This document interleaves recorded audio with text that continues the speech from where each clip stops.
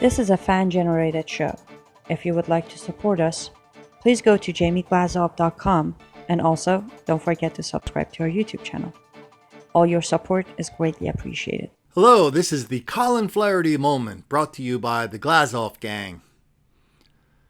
Did the October surprise just arrive a few days early? Lots of people saw around the country where San Francisco 49er quarterback Colin Kaepernick came out of the closet and announced he would not be standing for the national anthem. That's because he was down with the cause that black people are relentless victims of relentless white racism all the time, everywhere. That explains everything, especially why cops are always picking on black people for no reason whatsoever. So he wasn't going to take that anymore. And he's going to keep sitting for the national anthem. Around the league, sports reporters, especially black reporters, were in the locker rooms talking to black players. And pretty much they all said all the black players are down with the cause. Now it's just a question of how many are going to join him down on the seats during the national anthem. This is Hillary Clinton's worst nightmare.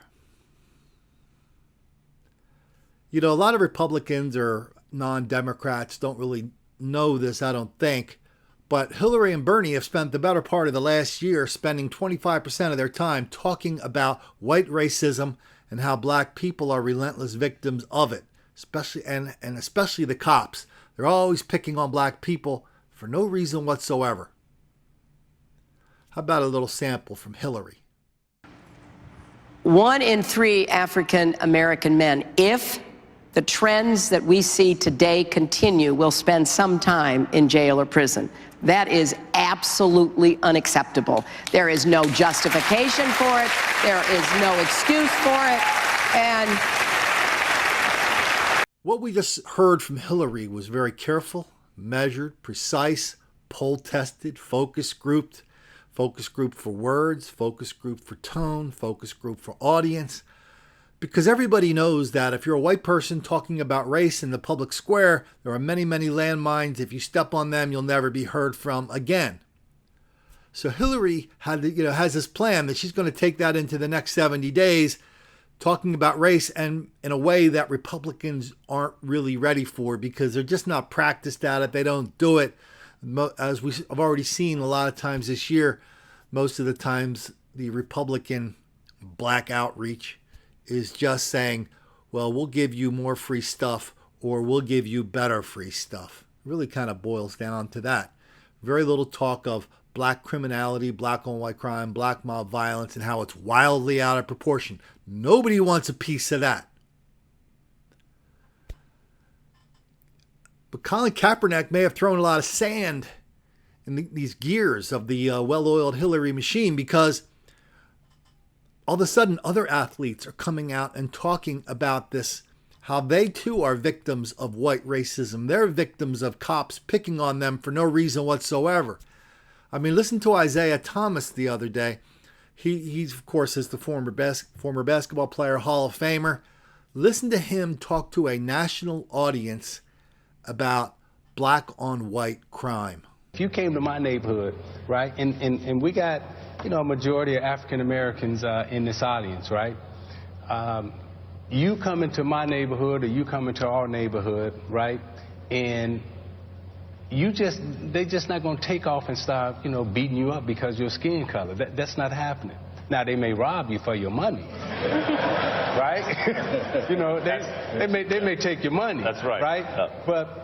But they're not going to look at you as a white brother and say, I'm just going to go off on him and start beating him up, or I'm going to shoot him. Yep. That don't happen, but they may take your money. So Isaiah comes out and says, oh yeah, we used to beat up white people we used to steal their money, but we wouldn't beat them up. Well, Isaiah didn't really explain how you could take somebody's money without violence, but that's besides the point. The point is that Isaiah's, there's nothing poll tested or focused or measured about that. That's just somebody who spends more time watching ESPN than C-SPAN, just talking off the top of his head in a very authentic way. but in a very alarming way to people who think that, somehow we're going to reach this middle ground. We're all going to be singing Kumbaya together. All of a sudden they hear Isaiah Thomas and lots of other athletes say, oh yeah, we used to rob white kids for sport. Ha ha ha. Hey, why aren't you laughing? Well, that's what we're going to get if any of these other athletes start to join Kaepernick on the bench. They're going to be asked a lot of questions. They're going to be giving a lot of answers about how they too are victims of white racism. And this isn't going to resonate with a lot of people, because today more and more people are figuring out, they're looking at the paper and they're noticing the enormous difference between what they read in the paper and what they see in other places like YouTube. I mean, the whole story of black victimization is just not represented in reality. I mean, how many stories do we need to see on this? How about some recent ones? Just the other day in Philadelphia, a bunch of black people killed an immigrant from Guatemala playing the knockout game. How about down in Albany, Georgia? A bunch of black people went into an old 83-year-old lady's house. They beat her. They broke her arms. They broke her fingers. They broke bones in her face. Then they came back and set her on fire. Took her 2 weeks to die. Another woman in, I think it was Birmingham, Alabama, an old lady. They killed her. How about Goose Creek, South Carolina? This is all recent stuff. This is all stuff that happened like in my news feed in the last 24 hours. Goose Creek, South Carolina, suburb of Charlotte. Bunch of black people go in, kill a 19-year-old white kid. And what about the cancer patient in Michigan? She's sitting on a bench. She just got a treatment. She's got the bandana on to hide the hair loss, the whole thing. She's sitting on a bench. A black person comes along and kills her. The reporters and public officials, in this country are really experts at ignoring, denying, condoning, excusing, encouraging, and even lying about the level of black criminality and black on white crime. Hillary's aware of that, so these measured tones are really going to serve her well. But if Isaiah starts talking, if Colin Kaepernick starts talking, if all of a sudden all these jocks are talking about white racism and black victimization, it's just going to be a lot harder for people to, resolve this cognitive dissonance. On one hand, they're seeing Kaepernick saying, oh yeah, cops are picking on black people for no reason whatsoever. On the other hand, they're reading in the paper that cancer patients are getting bopped on the head and killed for no damn reason whatsoever.